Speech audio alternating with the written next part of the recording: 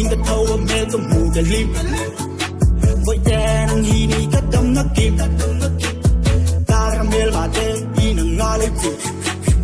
Bonnie xe với tê nằng nên chuồn gần đâu dầu mê chọn nấu nấu đi bia lọc mỏi mỏi đi sạch nhìn cái trôi gần ru nà đầu loi cái thai ta đi kinh dầu em mi phê lầu nhưng không ngân lom gần lọ lấy xa cái bao mà ex ở trục lầu xe có ơi lấy đi chỉ lấy ra cái text xuôi tin ven cái mix mà xe nâng cái kia ngà đi chuan hình nằm mịt tùy chia lâu luôn tôi sẽ đi bia ngà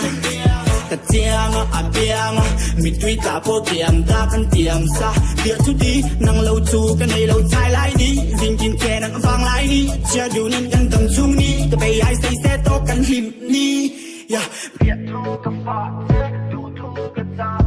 quay tê cái khả tên chút cái nhầm đây lo off white hạ xe in mẹ áo hoodie cái đủ chi cái là thông ai đây lâu Gucci hay cái đủ here off white hạ xe in mẹ áo hoodie cái đủ chi cái là thông ai đây lâu Gucci hay cái đủ here nên quan cần thêm hạ xe cần thêm chúng ta là tình tan cần tin gì UPC của ai yang rich đủ thu cái sao ai yang nít ra chính lại yang nít ra